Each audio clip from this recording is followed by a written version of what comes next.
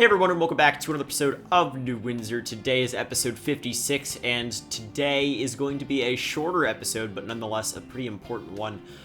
We're going to be working on the shopping center that's right next to the Costco, which I guess is in the shopping center to the north of downtown. And we're going to be placing all of the other buildings that are in this shopping center. We got a Home Depot, we have a Best Buy, we have a bunch of other stuff, and we also work with like getting the back lots to work properly, and I can show you some techniques I have, because it's sort of, I haven't built a shopping center with buildings that have this large of a size difference in a long time. I don't know when the last time I did this was, and it's actually not that easy to work with these back lots and try to get them to look smooth. But I manage, and I'll show you a couple of the techniques that I use. You'll see I'm sort of struggling here to get this road to sort of work properly. I'm using the parking lot roads behind these buildings, and it's hard because you don't want to make the turns too wide or too narrow, and it's just really annoying to work with these, but once you get them right, it looks very good and much better than just placing concrete slabs behind the buildings. We're definitely going to be building a lot more of these shopping centers in New Windsor, and then definitely a lot in Columbia City as well, since Columbia City is going to be pretty suburban as we move out from the city. But New Windsor's, definitely going to get these. I'll probably build a couple more shopping centers about this scale, or maybe another mall or something like that, because we're definitely going to need them in the city if we want it to be realistic. It's not the most enjoyable thing to build. Like, I'm not going to lie, I didn't really enjoy building this, but it's really important, because as we expand out this way, it's going to get a lot less dense in the city, and we're going to need to have lots of suburban development. And this shopping center is, as you might remember from the last episode, it's based off a shopping center outside of downtown Boston in a pretty industrial area. Apparently, it's actually been replaced, according to somebody in the comments, since the Google Earth was taken by a casino, which is sort of random. But point is, the shopping center is there. And it's in a pretty industrial area, and this area that we're working on right now is going to end up being extremely industrial. We're not going to have too much residential stuff around here, and the idea is the shopping center was able to be placed on pretty cheap land from old and tired and abandoned industry from centuries past, and now we have a ridiculous shopping center here. And something even more ridiculous you'll notice later in the episode as I place a ginormous target. You'll see. It's going to be fun. Right now I'm just trying to get the parking lots to work properly. I placed an Ashley Furniture home store there. Here's the target I'm talking about. There are two different King Leno target assets in the workshop, and I use both of them. They're both already absolutely ridiculous. Like, they're huge, but I placed both of them next to each other to make them even bigger. And the point of this is just to make fun of American suburbia and how ridiculous huge big box stores are, where you gotta drive your car to the other side of the parking lot to go to a different store within a shopping center, because that's how big the parking lots are. I'm not even gonna lie, like, I didn't go crazy with parking lots here. Like, Europeans and just people from places that don't prioritize cars as much as the US might look at this and say, wow, these parking lots are, like, this is ridiculous, way too many parking lots here. Well, no, not really. I actually went pretty light on the parking lots. Like, if you guys are from the suburbs in the US, you can definitely attest to that. For a target this size, you'd probably have much larger parking lots, actually. And it's just how it works for these places, and you got to keep it realistic for New Windsor here, because obviously we're trying to make this a true to form city. And let's see, so I'm just basically placing the parking lots here now. I'm using the same style as I used for the parking lots for the Costco, which is the other half of the shopping center. Like, the Costco basically gets its own half of the shopping center, because I wanted to put a decent amount of focus into Costco, considering it's been somewhat relevant recently, and there's lots of toilet paper outside the Costco. You can watch that episode if you haven't already. I highly recommend it. It's really, really stupid. So I'm basically just placing these parking lots here. They've got like curbs with little autumn trees by Mr. Mason at the end, and they're nice. They're just, it's just a parking lot, so it's not too hard. Nothing too special here. Yeah, and then another thing I wanted to note is, so you guys mentioned so I had asked in the Columbia City video if you wanted to see, because I had a different thumbnail style I was going to try, and I tried it on that video and the video before, and it was pretty much unanimous in the comments that people didn't really like it, which I totally understand, and I've switched back to the old thumbnail style for this video and future videos.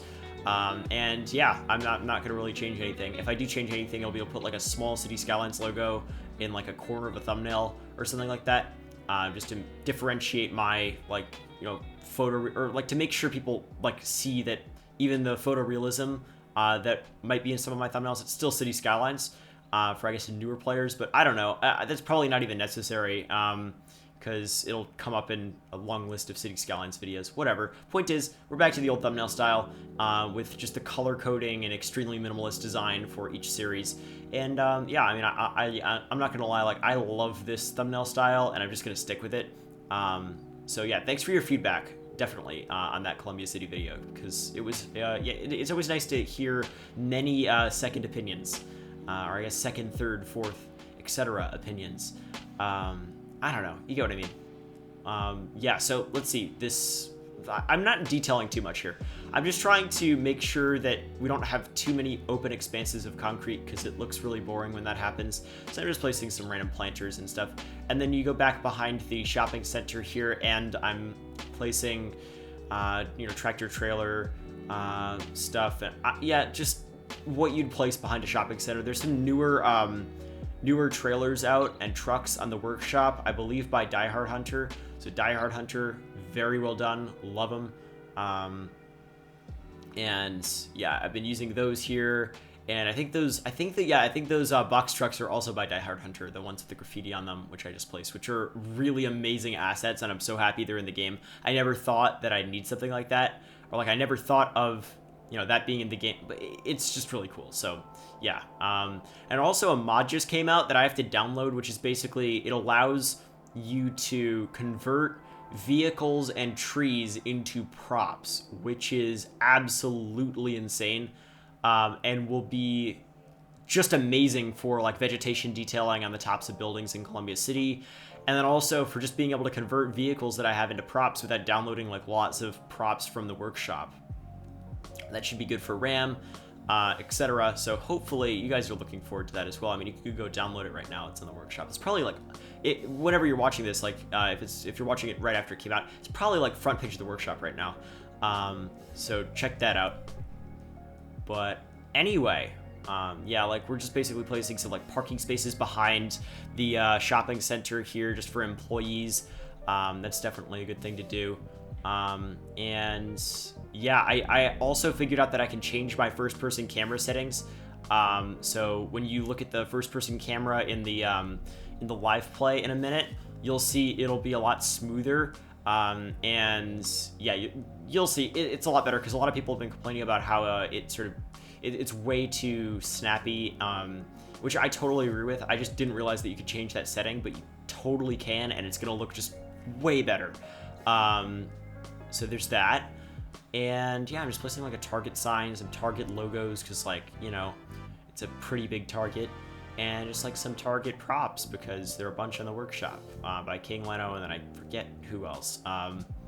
And yeah, like pallets, just random stuff back here. Just brings me back to the old days of like detailing these areas. Just yeah, like it was just such a novelty to be able to do detailing like this back then, and now it's sort of boring. Like, it's just, I've done so much of it. Yeah, and I mean, the only decal I'm really adding here, I'm just adding these skid mark decals, like, so I guess people are doing like donuts in the parking lot or whatever. I don't know. Yeah, I think that's basically it for me here. We're gonna hop in game. I'll show you what this looks like, and I've also done a bunch of work on some external suburbs that you can take a look at as well. So we'll hop in game, and yeah. All right, folks, we're in game. We're on the other side of the map, actually. That's downtown over there, and then we're actually building this episode all the way over there. So we're on the other side of the map, but I've sort of fixed this first-person mode, so it is a lot smoother, and it's just sort of chill to go around and fly around in. So hopefully you are enjoying this. If you haven't already, definitely make sure to leave a like on the video.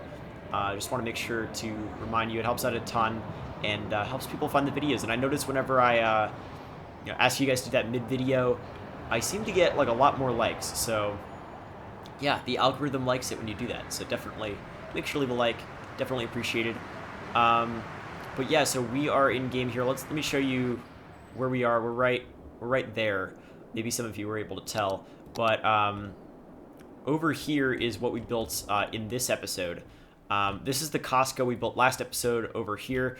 And then I sort of went with the same style as the Costco for the rest of the shopping center, just right next door. And yeah, I mean, I didn't detail too much, as you can see, but I made sure to add some decent level of detail, behind the buildings in the back lots. I'll probably add some sort of fence between the back lots and the main road here as well, just as like I don't know, some sort of barrier.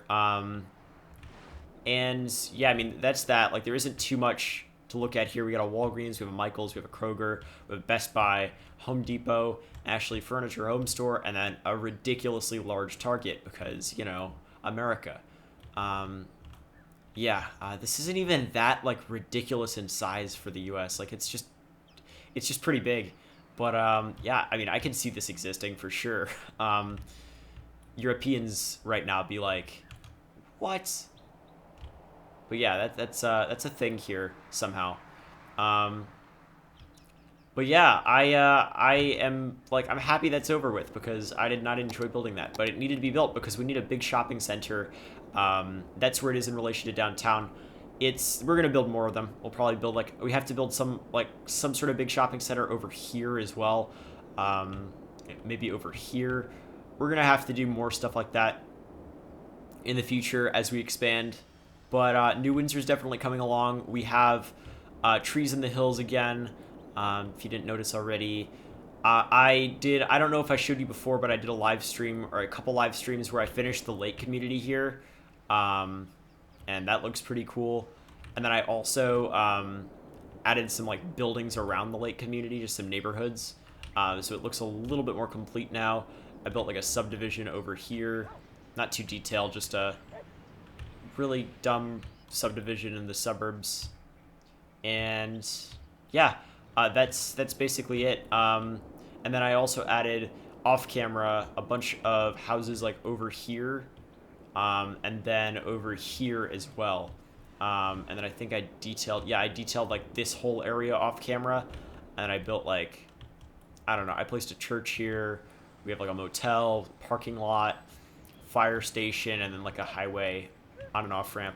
I'm not going to detail the interchange here at all. Like, this is just all we're going to have here. Because we're so far out from downtown and I want to build a big city here. But yeah, there's that. And it looks pretty cool from above, and we're going to finish this area as well. And then Jay was basically saying that we should probably build, if we're going to build a Lowell area, to build it over here, which totally makes sense, and that might be a thing soon. Yeah, that's basically it. This is our smaller third city / town over here. I like it. We haven't really worked on that in a while, though.